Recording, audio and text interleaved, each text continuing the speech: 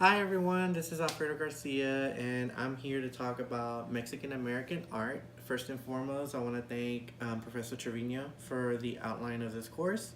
It was very educational. I did learn a lot over my heritage, so thank you so much. Um, since we're talking about that, let's get to it. Drama is the first one. So television in the late 1970s, in the 1970s, only 1.5% of the speaking roles were Latino. Most of those roles were portrayed negatively.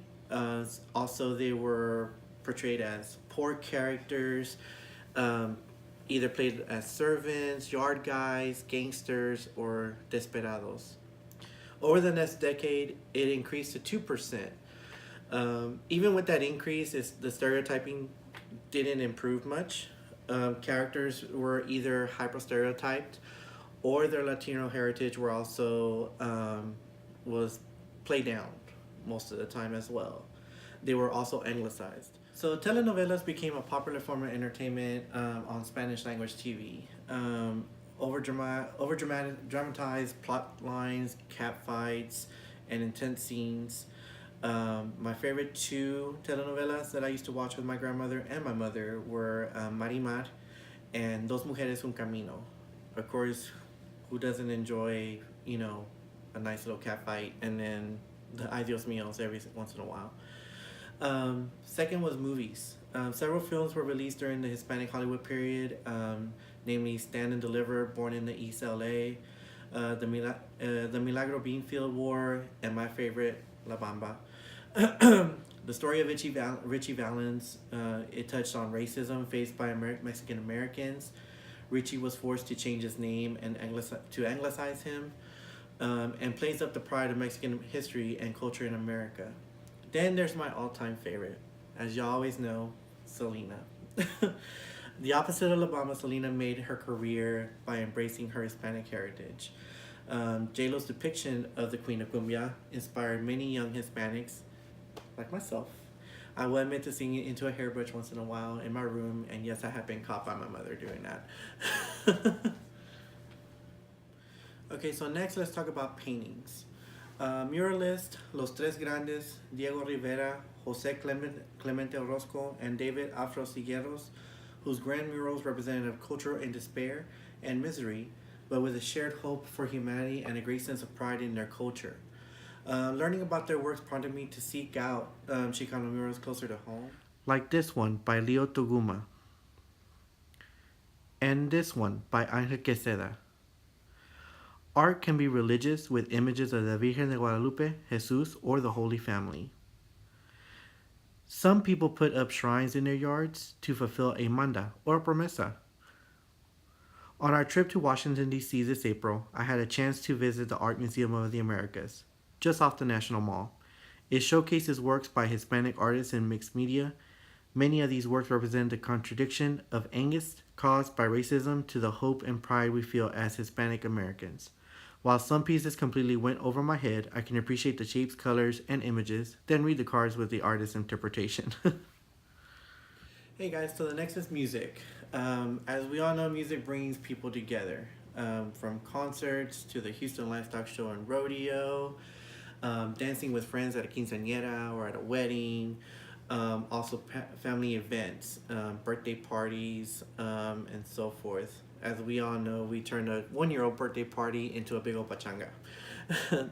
The isolation of the American-Mexican border allowed unique genres of music to evolve in the area. The history and pride of our culture is written in the lyrics of traditional songs, such as Mexico Lindo, Allá en el Rancho Grande from Jorge Negrete, also the king himself, Volver Volver from Vicente Fernandez. I personally like a huge variety of music genres, especially the two of my favorites in Mexican American is Huapangos and also Tejano music. Of course, Tejano, the one, of course, obvious is Selena from Emilio Navaira, La Mafia, and so forth. Right, so last but not least, let's talk about my favorite form of art, dance. As we all know, there's different types of forms of dance. Three of my favorite in Mexican American are folklorico, the Aztec dance, and also cumbias. Folklorico, I really love the sound of the music from the mariachi playing. Also, watching the female dancers, the dresses, how the dresses flow with the music, hearing the stomping to the sound of the music, and also watching the looking at the attire of the guys who are dancing with the female dancers, also is very entertaining to me.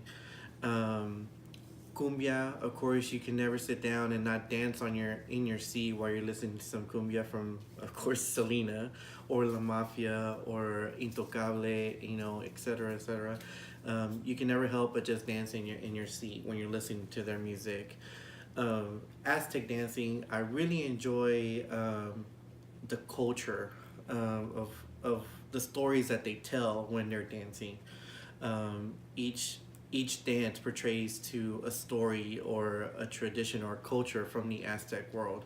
I really enjoy watching them dance and the, of course, the attire, the feathers, and all the colorful gear that they're wearing is just awesome. Dancing can be portrayed in any form. I mean, you can be in a birthday party, as we all know, in a Mexican American party. Like I said before, we can turn a 1 year old party into a big old pachanga. Quinceañeras, you know, those are always big. Weddings, anniversaries, any type of celebration will involve dancing. Personally, to me, I've been dancing since the age of 6. My mom got me involved in dance. It's been an off and on thing for me, but it's just a way for me to express myself. And as they always said, just dance like nobody's watching. It's a world where I feel untouched, and no one can say or bother me of when I'm dancing in my own world. So that's dance. Alright guys, well that's it for me for today. I want to thank everyone for watching my video, and also again, thank you again to Professor Trevino for this wonderful online class.